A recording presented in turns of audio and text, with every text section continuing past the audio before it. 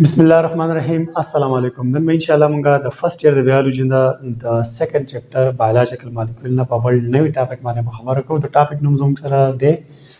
فنکشنز اف پروتین. مونږه پروتین پیژندل چې پروتین څه شی دی، تاسو مطلب ټایپ کې پروتین بای کې پی کې هیلث ټپس، نو تاسو ولته ځان کته شي. نن مونږ د پروتین د فنکشنز په اړه خبره کوو. پروتین مطلب زموږ په جسم کې شته. نو د پروتینو او زموږ په جسم کې د مختلف جاندارو په جسم کې د پروتین کار څه دی، زموږ به ان شاء الله نن په دې باندې ډسکشن وي. خجرم په دې کې زموږ څه اولنې کار چې کوم مونږ نن وایو هغه د سورس اف انرژي. سورس اف انرژي مطلب دا دی، انرژي او تاسو پیژنئ. انرژي مطلب د کار کولو صلاحیت مونږ وایو. ټیک ده. نو ګوره په دنیا کې چې څومره کارونه کیږي هغه جاندار دی که پیژاندي او دوی چې څه کار کوي پرس که څه فنکشن کوي، نو دې کار کول لپاره وسه پکاري، دې کار کول لپاره به دا انرژي پکاري. ټیک ده. نو دا انرژي به موږ له مطلب تاسو ته پته دا موږ له کاربوهایډریټ هم راکوي، د کاربوهایډریټ نه علاوه زموږ سره لیپیډ هم راکوي او د لیپیډ نه علاوه دا پروټین هم موږ له انرژي راکوي. کلیر. څه کارونه زموږ په جسم کې دننه کیږي او څه کارونه فرض کړه اوس خبرې کوم یا لیدو کوم یا لیکل کوم یا اورېدو کوم، دا زموږ سره د انرژي په ماده څه کیږي. نو دا انرژي موږ له مطلب دا درې کسان راکوي، کاربوهایډریټ، لیپیډ او پروټین. ښه دا خو شو د پروټین یو فنکشن چې پروټین موږ له مطلب انرژي راکوي کار کولو لپاره. د دې نه علاوه بل زموږ سره دی سټرکچرل میټیریل. د سټرکچرل میټیریل مطلب دا دی چې د دې پروټین به زموږ په دې جسم کې د جاندار په جسم کې خامخا څه څیز به دې جوړي. لکه تاسو اوله دې ته وګورئ، لکه فرض کړه زما سره یو جاندار دی، فرض کړه بوټی دی، ټیک ده، او دې نه ما دا یوه خلیه راواخیسته. نو تاسو ته پته ده دا چې کومه خلیه ده، د دې خلیې چې کوم دا سیل ممبرین دی، نو په دې سیل ممبرین کې زموږ سره مطلب 60% نه واخله د 70% پورې په دې کې مطلب دغه دا پروټین استعمال شوی دی. ګوره دا سیل ممبرین موږ سره د پروټین، د کاربوهایډریټ او د لیپیډ نه جوړ دی. نو په دې کې ورسره مطلب پروټین یې مثال اخیستې ده، دا دې جوړ دی. د دې نه علاوه زموږ په جسم کې د دې پروټین زموږ په یختو کې استعمال شوی دی. د یختو نه علاوه دا زموږ سره زموږ چې کوم نیلز دي، نوکونه، دا نوکونه په دې کې استعمال شوی دی. د دې نه علاوه بونز زموږ چې کوم هډوکي دي، په هډوکي کې هم پروټین دي. او د بون نه علاوه زموږ چې کوم زموږ په جسم کې کارټیلیج دی، په ډانچه کې چې کوم بون او کارټیلیج، په دې کې کارټیلیج کې هم زموږ سره پروټین دي. د دې نه علاوه چې کوم زموږ سره فلیش، دا کومه غوښه ده، په دې غوښه کې هم زموږ سره پروټین استعمال شوي دي. د دې نه علاوه زموږ سره چې کوم بلډ دی، بلډ، نو په دې بلډ کې هم زموږ سره پروټین شته. ښه جناب، دا خو ما خبره وکړه چې سټرکچرل میټیریل مطلب دا دی چې دې پروټین به زموږ په جسم کې خامخا څه پارټ یا څه جوړوي. اوله خبره موږ د یو انډیویجول خلیې وکړه چې په یو خلیه کې چې کوم سیل ممبرین دی، په دې سیل ممبرین کې ډېر زیات پروټین استعمال شوی دی، جوړ دی، دا سیل ممبرین ته جوړ دی. د دې خلیه کې د سیل ممبرین نه علاوه زموږ سره نور سم ارګانیل شته که نه، هغه ارګانیل کې هم زموږ سره مطلب پروټین استعمال شوی دی. دا خو شوه د دې د سټرکچرل میټیریل په باره کې خبره. ښه جناب، د دې سټرکچرل میټیریل نه علاوه اوس موږ خبره کوو د انزایم. اوس تاسو انزایم پیژنئ. انزایم زموږ سره یو بایولوژیکل کیټالیسټ دی. بایولوژیکل کیټالیسټ مطلب دا دی چې د جاندارو په جسم کې بدن د څه کیمیکل ریاکشن روان دي که نه، لکه فرض کړه دا اے د بي سره ملاوي او دا مطلب موږ له اے بي جوړوي. ټیک ده. نو دلته کې دا کیمیکل ریاکشن په خپل طبیعت کې روان دي، دا زموږ لپاره پوره نه دی، دا موږ له تیز پکار دی. نو چې دا تیز پکار دی، د لپاره به دلته کې زموږ سره دا انزایم استعمالېږي. د دې ریاکشن د تیزولو لپاره څوک استعمالېږي؟ دا انزایم. نو دا انزایم د چا نه جوړ دی؟ دا هم زموږ سره د پروټین نه جوړ دی. مطلب انزایم موږ سره پروټین نه جوړ دی او د انزایمو دا کار تاسو وپېژنئ چې دا به موږ له یو جسم کې مختلف کیمیکل ریاکشن تیزولی شي. دا خو شو د انزایم په باره کې خبره. د دې نه علاوه اوس موږ خبره کوو د مومنټ کوارډینیشن. د مومنټ کوارډینیشن مطلب دا دی، لکه فرض کړه دا زموږ سره یو انسان دی، ټیک ده، دا یو انسان دی. نو دا انسان خو مطلب مختلف حرکتونه کوي، یا نور چې کوم ځناور حرکتونه کوي. لکه زه د لاسه داسې پورته وړم، ښکته وړم، ټیک شوه، دلته په دې بورډ مختلف لیکل کوم، یا زه بار ته ځم یا دنده راځم. This is because of muscle. ټیک شوه. دا موږ چې کوم حرکت کوو دا موږ د سره وجې نه کوو، دا د مسل د وجې نه کوو. مطلب زموږ په جسم کې چې کومه غوښه لګېدلې فیر مسل، نو په دې مسل په دې خلیو کې، ټیک شوه، دا فرض کړه ما د مسل یو خلیه ما راواخیسته، ټیک ده. نو په دې کې زموږ سره دوه قسمه پروټین وي. یو پروټین ته موږ وایو مایوسین، ټیک شوه، مایوسین پروټین،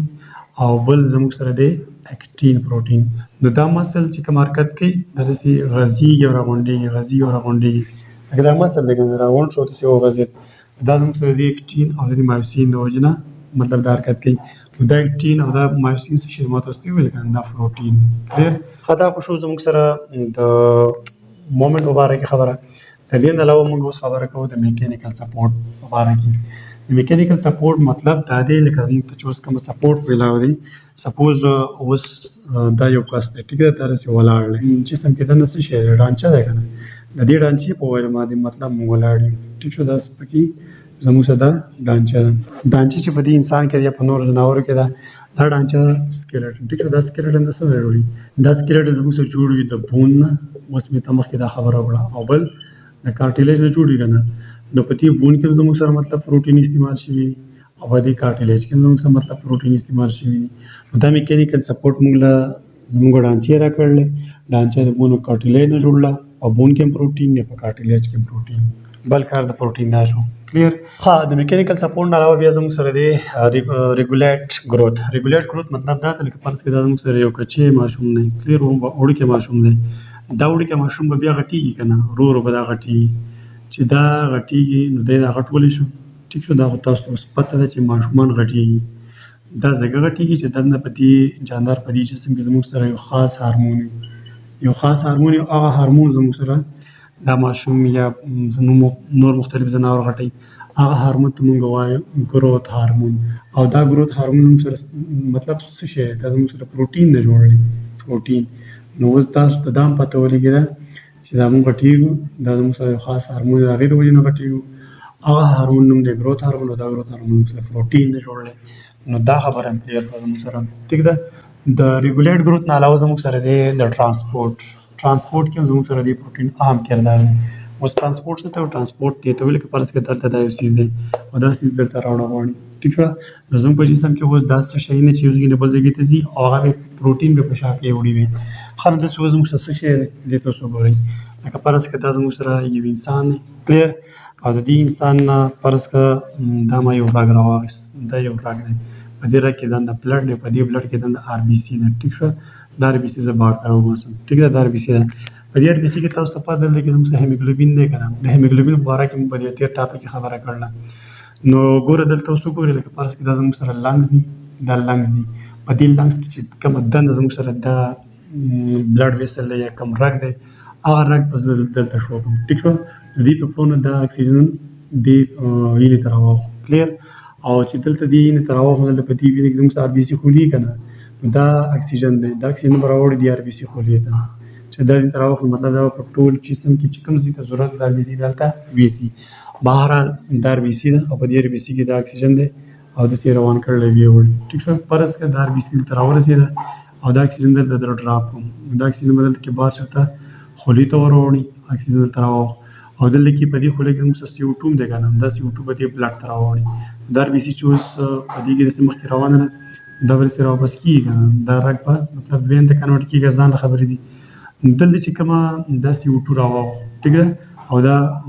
آر بي سي مخکې روان نو دا به واپسې کې ځان سره دا CO2 هم داسې راوړي داسې به راوړي او دلته کې دې پیپړې کې مطلب چې کوم رګونه دي هغه کې ته به راورسي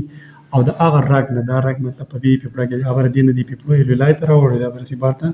CO2 راوځي بهرحال دا زموږ سره د ټرانسپورټ کار هم کوي دې یو ځای کې نه بل ځای کې ته یو څیز وړي نو ما تاسو له مثال درکړو دلته کې د دې آر بي سي د دې نه علاوه بل که تاسو وګورئ زموږ سره چې کوم لکه سپوز دا زموږ سره خوليه ده نو په دې خوليه کې زموږ سره مطلب څه شی نه دنده راځي او څه شی نه بار ته وځي نو دلته کې د دې ټرانسپورټیشن په مختلف طریقو باندې کېږي خو دلته کې بعضې داسې چینلي بعضې داسې ګیټونه چې په هغه کې څوک لګېدلي په هغه کې پروټین لګېدلي هغه پروټین ته موږ وایو ټرانسپورټ پروټین نو دې پروټین په مدد سره به یو څیز دنده راځي یا به دې پروټین په مدد سره به یو څیز بار ته وځي دا خو شو د پروټین په ټرانسپورټ کې اهم کردار د دې نه علاوه اوس موږ سټوریج خبره کوو سټوریج مطلب سټور او سټور مطلب دا دی چې په یو ځای کې موږ څه شی سټور کړو لکه دا یو ځای دی او په دې کې دا څه شی موږ سټور کړو د څه لپاره د فیوچر د استعمال لپاره نو داسې اوس زموږ سره پروټین څنګه سټوریج کوي اوس ورته وګورئ لکه دا فرض کړه زموږ سره انسان دی ټیک دا انسان دی د دې انسان هم مطلب موږ یو مسل راواخیست د دې په دې مسل کې دنده زموږ سره دنده یو څیز وي چې هغه څیز ته موږ وایو مایګلوبین زموږ سره داسې یو څیز دی چې دا به ځان سره اکسیجن سټور کوي څه شی اکسیجن د دې نه علاوه لکه فرض کړه دا موږ سره یو بوټی په دې بوټي کې مطلب دا یو زړی جوړ شوی دی نو په دې زړه کې زموږ سره د ډېر شي پروټین د سٹور کیږي په دې زړه کې بیا چې کله دا زړه موږ وکړو دا زړه به سره راخیږي کنه چې دا راخیږي نو دې زړه به راخاتو کې د دې پروټین اهم کردار د دې علاوه موږ اوس خبره کوو د ډیپینس مطلب دا د لکه فرض کړه دا زموږ سره یو کس دی نو دا کس په داسې ماحول کې اوسېږي چې په دمانې مطلب هر ټایم د جراثیمو سره سامنا ده لکه په دې ټایم کې زما د لاس پر ډېر جراثیم دي د ډسټر د مارکر په دې ټیبل ډېر شي بکټیریا وایرس شته د بکټیریا وایرس زموږ د جسم د دنده دي کلیر او موږ هر ټایم نه یو بیمار کنه موږ الحمدلله هر ټایم روغ یو دا ځکه روغ یو چې زموږ دنده په دې جسم کې د یو سیستم دی چې هغه سیستم ته موږ څه وایو امیونو سیستم ورته وایو او د ایمیونو سیستم خو ځان یو غټ سیستم دی خو په دې سیستم کې د موږ سره یو حصه دی چې هغې ته موږ وایو انټي باډي نو دا انټي باډیز زموږ سره مطلب د چا نه جوړي دا زموږ سره جوړي د پروټین نه کلیر د پروټین نه لکه فرض کړه دا زموږ سره یو کس دی ټیک ده او د دې جسم ته دا یو جراثیم فرض کړه تم ته راغلی نو زموږ ایمیونو سیستم به دا انټي باډي تیارې کړي دا او رابشي او دا جراثیم به کیل کې مړ به کړي ښه اوس موږ خبره کوو د ډایجېشن مطلب دا دی لکه فرض کړه دا زموږ سره زموږ ډایجسټیو سیستم دی دا پکې معده ده دا فرض کړه کولمې دا یو خوراک دی دا خوراک غټ دی دا چې کله د معدې ته راشي دا په وړوکې شي بیا به د کولمو ته راشي دا به مزید وړوکې شي دا به دومره وړوکې کېږي چې بیا دا د کولمو نه مطلب بلډ ته وروښتی شي دې ته موږ ډایجېشن وایو نو دا ډایجېشن بیا مطلب په دوه طریقو باندې کېږي یو میکینیکل ډایجېشن او بل کیمیکل ډایجېشن نو کومه کیمیکل ډایجېشن چې زموږ سره کېږي هغه کیمیکل ډایجېشن مطلب زموږ سره په انزایم په مدد سره هم کېږي انزایم اوس دا انزایم نه چا نه جوړ دی او تاسو ما مخکې په اډوانس کې ویل دا پروټین نه جوړ دی دا مطلب موږ له په ډایجېشن کې مدد ورکوي مطلب غټ خوراک یا غټ خوراک ورکوټ کول دومره پکار دي په کیمیکل ډایجېشن کې چې دا خوراک د کولمو نه بلډ ته واوړي نو دا خوراک مطلب کیمیکل داسې څوک دی کیمیکل هغه انزایم دی هغه انزایم د پروټین نه جوړوي خره دې نه زموږ سره اخرنۍ خبره ده د ریګولیټر موږ دې ته وایو چې دا باید داسې یو څیز شي یو څیز مطلب په نارمل مقدار باندې ساتي د نارمل مقدار مطلب دا لکه فرض کړه دا زموږ سره یو کس دی ټیک شو او دا شو زموږ سره د راک موږ ته بلډ راغستی بلډ دی نو په دې بلډ کې زموږ سره دنده څه شی دی په دې کې ګلوکوز نو په دې راک چې کوم دا ګلوکوز دی دا نارمل پکار دی ټیک ده نارمل سیوا کول نه پکار خو بل فرض که اوس دا کس دی او بس دا خوراک تنخه تېره ډېر شي خوراک کوي دا خوراک مطلب دا ګلوکوز ور د جسم ته راوړي که نه نو که فرض که د دا ګلوکوز اوس د نارمل نه سیوا کېده نو په دغه ټایم کې دلته زموږ په دې جسم کې دا زموږ جسم دی ټیک ده دلته په دې خېټه کې یو ارګن دی چې هغه ته موږ پنکریاز وایو نو دا پنکریاز به زموږ سره مطلب یو هارمون بار ته خارج یا بلډ ته چې هغه ته موږ انسولین وایو نو دا انسولین به زموږ سره دې بلډ ته راوړي کلیر او دا زیاتې ګلوکوز موږ له ختم کېدی نه کنورټ په بل څه ته به کنورټ کړي اوس موږ په دغې باندې په ډیټیل خبر نه کوو خو بهرحال دا انسولین راغی زموږ سره په دې بلډ کې دا ګلوکوز مقدار کم کوم دا انسولین خبر کوم دا انسولین زموږ سره مطلب څه چې په دې بلډ کې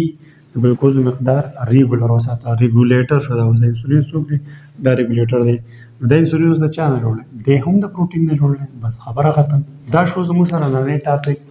فنکشن اف پروټین په باره کې زه امید کوم تاسو په دې ټاپک پوه شوي ان شاء الله بیا به خیر ملاقات کیږي تھینک یو الله حافظ